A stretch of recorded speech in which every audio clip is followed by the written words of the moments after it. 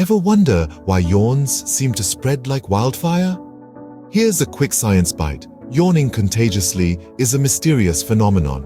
Scientists aren't 100% sure why it happens, but they've got some theories. One is empathy. Yes, empathy. We catch yawns because we're wired to sync up socially and emotionally with those around us. Another theory? Our brain's trying to cool down.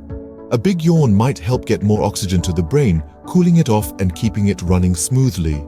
So next time you catch a yawn from a friend, remember, it's not boredom, it's science. Stay curious, stay connected, and keep yawning.